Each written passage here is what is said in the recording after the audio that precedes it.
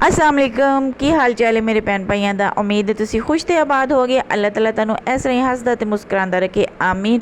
अज असीं बनाने लगे हैं कमामी सवैयां ते उहदे वास्ते असीं लिया जे 1 लीटर पानी देगची दे विच पा के ते असीं उहदे विच 3-4 इलाचियां खोल के ते पा देवांगे। फिर असीं अपनी मर्ज़ी के मुताबिक विच चीनी पा लांगे। चीनी ते लूण मिर्च दी मैं कदी कोई नहीं दसी क्वांटिटी, क्योंकि तुसी अपनी मर्ज़ी दे नाल पाना है। हर घर दा अपना टेस्ट हुंदा है, अपने हिसाब नाल कोई चीनी वध खांदा, कोई मिठा घट खांदा, कोई लूण मिर्च वध खांदा, कोई लूण मिर्च घट खांदा। ते अपने हिसाब नाल हर जनानी सियानी हुंदी है, अपने हिसाब नाल विच लूण मिर्च पा लैंदी है। ये नहीं असीं दस सकदे कि किन्नी पाओ, इन्नी पाओ, उन्नी पाओ।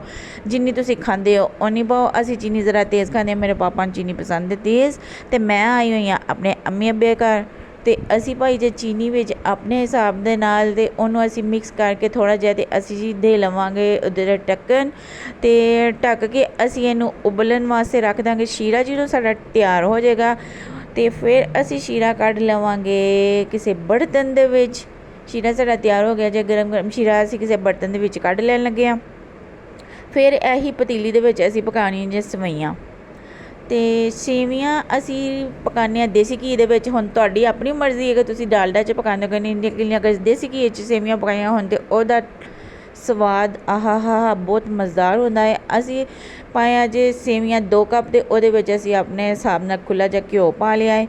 ते फिर असी जिहड़ा शीरा बनाया सी ओहदे विच पा के ते ढक के इहनूं असी पकावांगे 15 मिनट। सेवियां दे विच पानी जिन्ना हुंदा है 2 कप अगर सेवियां होण ते असी 4 कप पानी पावांगे। इस हिसाब नाल तुसी पानी पाना है, जिन्नी क्वांटिटी सेवियां दी उस तो डबल पानी दी हुंदी है। सेवियां वेखो साड़ियां पक के तैयार हो गई, 10 मिनट विच फटाफट बन जांदियां ने। ते तुहानूं वेखो इहदियां खुशबूआं तुहानूं ते नहीं आ सकदियां, सानूं आ रहीआं ने। ए वेखो पक के असी पा लियां ने प्लेट दे विच ते असी नोश करन लगे हां। उम्मीद है तुहानूं साडी रेसिपी पसंद आई होगी। अगर रेसिपी पसंद आए तो कमेंट सैक्शन च कमेंट करो, चैनल सबसक्राइब, अपना ते अपने घर वालें दा ख्याल रखो, दुआवां याद रखो सानूं भी। ते अल्लाह हाफिज़।